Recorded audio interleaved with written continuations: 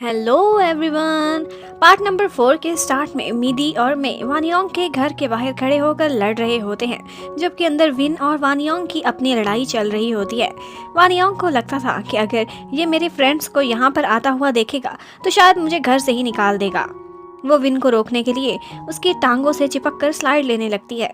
इतने में उसे एक आइडिया आता है और वो कहती है कि शायद यहाँ पे बाहर रिपोर्टर्स आए होंगे, मैं जाकर देखती हूँ, तुम्हारा जाना सेफ नहीं। और अब जब तक वो बाहर आती है, मैं लड़ झगड़ कर मिदी की गाड़ी में जाकर बैठ गई थी और वानियोंग चोरी चोरी उसे वहाँ से जाने का कहकर वापस आ जाती है, जबकि मिदी अपनी गाड़ी के पीछे भागने लग जाता है, जो कि मैं चलाकर अब जाने लगी थी।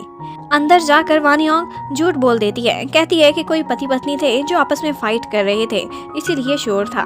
जबकि विन जब बाहर आकर देखता है तो अब वहाँ पर कोई भी नहीं था।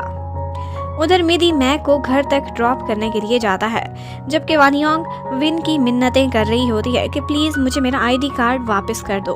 कभी उसके हाथ जोड़ती, कभी उसके कमरे के बाहर शोर मचाती, लेकिन विन मानने वाला नहीं था। फिर एक बार उसके वॉशरूम के बाहर खड़ी होकर आवाज़ें दे रही होती है, तो विन भी उसके सामने ही फ्लश में से छुपा कर रखा हुआ उसका आईडी कार्ड निकाल कर उसे पकड़ा देता है, जिसे देखकर वानियोंग को वॉमिट आने लगती है।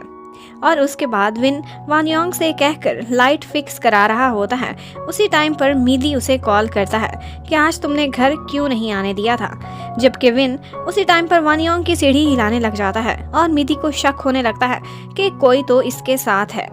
फिर यहाँ काम करते करते वानियोंग की आंख में कुछ चला जाता है, तो वो तो शोर ही मचा देती है कि मुझे कुछ नज़र नहीं आ रहा, तुम्हारी वजह से मैं अंधी हो गई हूँ।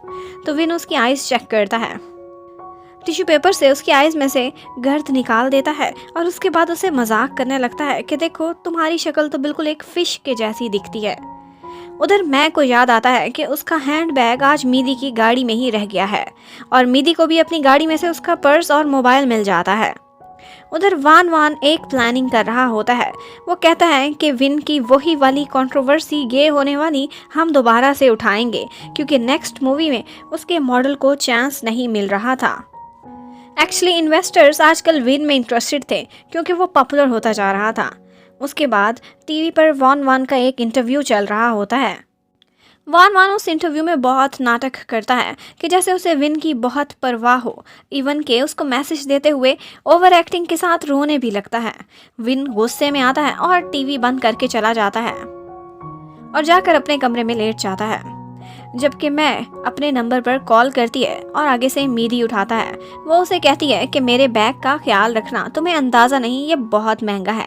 और मिदी उसे कहता है कि मैं खुद तुम्हारी चीज़ें तुम्हें लौटाने नहीं आऊँगा, तुम अगले दिन आके हॉस्पिटल से मुझसे अपना बैग और मोबाइल ले लेना। अगली सुबह जब विन की आंख खुलती है तो वानियोंग उसी के ही कमरे में बैठी हुई होती है और उससे अपनी जिप बंद करने को कहती है, लेकिन विन को तो बहुत शर्म आ रही थी। कहती है कि मेरा एक फ्रेंड है, वो भी बिल्कुल तुम्हारे जैसा है, इसमें शर्माने की क्या बात है, तुम भी गे हो वो भी गे है, वो मेरे इस तरह के छोटे मोटे काम करता रहता है। अब जब विन उसकी जिप बंद कर रहा होता है तो वहीं पर कुछ इम्बैलेंस होता है और वानियोंग उसके ऊपर ही गिर जाती है और कुछ देर बाद वो दोनों ही चीखे मारने लग जाते हैं, क्योंकि विन को उसके क्लोज होने की वजह से काफी प्रॉब्लम हो रहा था। मिदी हॉस्पिटल में होता है तो मैं की कॉल आती है। वो अपना बैग लेने के लिए हॉस्पिटल के बाहर पहुंच गई थी। मिदी बैग ले जाते हुए एक टक्कर से गिर जाता है और बैग सीधा पानी में जाकर गिरता है। बस अब उसकी शामत आने वाली थी, लेकिन जब मैं कॉल करती है तो मिदी झट से झूठ बोल देता है। कहता है कि एक इमरजेंसी में सर्जरी आई है तो मैं बिजी हूँ और मैं भी जल्दी में थी, तो एक बार तो वहाँ से चली जाती है। और दूसरी तरफ वान वान एक और चाल चलता है। वो उस आदमी को मीडिया के सामने एक बहाने से लेकर आ जाता है जिसकी गे वाली वीडियो विन के साथ वायरल हो गई थी, और वो आदमी मीडिया को इंटरव्यू देने का ऐलान करता है। बाद में वान वान उसे शाबाशी देता है अच्छी एक्टिंग करने पर, और फिर उसको एक पेपर देता है कि इसमें वो सारे क्वेश्चंस आंसर्स हैं जो मीडिया वाले तुमसे करेंगे और तुमने क्या जवाब देना है। उसके बाद फ्लैशबैक में हमें दिखाते हैं कि काफ़ी अर्सा पहले वान वान विन का मैनेजर हुआ करता था और उसी की हेल्प से वो सुपरस्टार बना था। लेकिन अब विन का मजीद काम करने के लिए कोई मन नहीं कर रहा था, वो एक ब्रेक लेना चाहता था और इसी बात पर वान वान की उससे लड़ाई हो गई थी और शायद उसी से बदला लेने के लिए उसने विन की ये कंट्रोवर्सीज फैला दी थी। उधर घर पर विन वानियोंग को इलेक्ट्रिसिटी के बिल देता है और साथ में आधे पैसे भी। कहता है कि बाकी के आधे पैसे तुम भरोगी। वान योंग काफ़ी हैरान होती है, कहती है कि मेरे पास तो अभी इतने पैसे ही नहीं। तो विन कहता है ओके फिर निकल जाओ घर से, कहीं और रहो। इतने में विन को एक कॉल आती है और उसकी मॉम उसे घर पर मिलने के लिए बुला रही थी। वान योंग ये सुनती है तो फौरन से उसकी गाड़ी में पहले ही जाकर बैठ जाती है। वो फ्री की लिफ्ट लेना चाहती थी। विन मानता ही नहीं है तो वान योंग कहती है क्यों परेशान बैठे हो, और उसकी सीट बेल्ट उठाती है और उसे लगाने लग जाती है। विन जब उसे एक एड के सेट पर छोड़ता है तो वहाँ पर उसकी गाड़ी मैं देख लेती है और बाद में वान योंग से सवाल करने लगती है कि ये तुम किसकी गाड़ी में आई थी, ये विन की थी ना। लेकिन वान योंग झूठ बोल के बात को टाल देती है। वान योंग को आज पैसों की बहुत ज़रूरत, उसने इलेक्ट्रिसिटी का बिल जो भरना था। लेकिन यहाँ पर मैं उसकी बातें सुन लेती है और जानबूझकर एक्टिंग करती है कि जैसे कि वो बीमार हो गई हो, और उसी की वजह से शूटिंग भी कैंसिल हो जाती है और वान योंग को पैसे भी नहीं मिलते। मैं बेहोश होने का नाटक कर रही थी तो उसे हॉस्पिटल पहुंचा दिया जाता है। वहाँ पर डॉक्टर मीदी उसे देखता है। वो उससे अपना बैग मांगने लगती है तो वो झूठ बोल देता है। कहता है कि इस वक्त मैं बहुत बिजी हूँ, बिल्कुल 1 मिनट का भी टाइम नहीं, सर्जरी करने जाना है। लेकिन वो उसे पकड़ लेती है कि तुम कितने बिजी हो, क्योंकि वो बिल्कुल फारिग था और अपने कमरे में खड़ा होकर उसका बैग ड्राई कर रहा था। मैं अपना बैग देखकर काफी हैरान होती है क्योंकि वो काफी वेट था, और मोबाइल फोन वो तो बिल्कुल ही खराब हो गया था। तो मीदी झूठ बोल देता है, कहता है वो मेरे घर पे रह गया था, मैं कल लेके आऊंगा। और उसके बाद मीदी आज वान योंग से मिलता है। वो बेचारी काफी सैड बैठी हुई थी। उसका सुपरस्टार बनने का सपना आसानी से पूरा होने वाला नहीं था। मीदी उसका स्वीट सा फ्रेंड उसे बहुत तसल्ली देता है और एक दफा उसका मूड अच्छा करने में कामयाब हो जाता है। उधर विन अपने घर पर गया होता है और अपनी मॉम से बातें कर रहा होता है। उसकी मॉम वो दिन याद करती हैं कि जब मैगी और उसकी शादी तक होने वाली थी, लेकिन एंड टाइम पर विन ने इनकार कर दिया था। एक्चुअली एक दफ़ा विन मैं को मिलने के लिए एक जगह पर गया था, लेकिन वो देखता है कि आगे से वो किसी और लड़के के साथ डेट पर फिर रही होती है। तभी विन ने मैं से शादी से इनकार कर दिया था।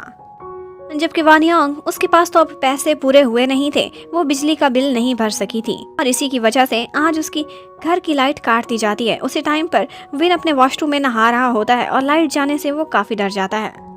वान योंग जब घर पहुंचती है तो विन उसे आगे से डरा देता है और उसके बाद बहुत डांटता है। वान योंग को थोड़ा गुस्सा आता है। वो कहती है कि तुम्हारे लिए ये पैसे कम होंगे, तुम बहुत रिच हो, लेकिन मैं पैसों का इंतजाम नहीं कर सकी थी।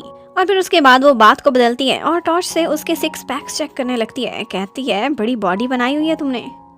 एकदम से टॉर्च बंद हो जाती है तो विन उसे हक कर लेता है और उसके बाद वो वान योंग को एक पनिशमेंट भी देता है। जब वो नहा रहा होता है तो बाहर वान योंग को खड़ा करता है क्योंकि उसे अंदर अकेले डर लग रहा था। और उसके बाद रात को भी वान योंग को मजबूर करता है कि तुम मेरे ही कमरे में सोगी, सोफे पे सो जाओ। लेकिन वान योंग को सोफे पे नींद नहीं आती थी। वो तो बड़े मज़े से आकर बेड पे साथ ही लेट जाती है। लेकिन सोते हुए विन बार बार वान योंग की तरफ आ जाता था। इस बात से उसे काफ़ी इरिटेशन होती है और फिर वो चुपचाप जाकर सोफे पे सो जाती है। सुबह जब उठकर वो उसे सोफे पे सोता हुआ देखता है तो उसे बहुत क्यूट लगती है। वो उठकर कहती है कि सारी रात मुझे तुम्हारी वजह से नींद नहीं आई। और उसके बाद वान योंग उसका मजाक उड़ाने लगती है कि कल रात तुम अंधेरे की वजह से कितना डर रहे थे। लेकिन विन उसे वहां से जाने को कहता है कि मैंने नहाना है, दफा हो जाओ अपने कमरे में। वान योंग मान नहीं रही थी तो उसे भगाने के लिए वो उसके सामने ही आहिस्ता आहिस्ता अपने कपड़े उतारना स्टार्ट कर देता है। पहले तो वान योंग खड़ी रहती है, लेकिन बाद में फिर भाग ही जाती है। और उसके बाद दिन के टाइम पर विन को न्यूज़ मिलती है कि वही बैड वाला गाय जिसने उसे कंट्रोवर्सी में फंसाया था, वो अब मीडिया के सामने आना चाहता है। और यहीं पर ही ये पार्ट खत्म होता है। Thank you for watching, stay connected, bye bye.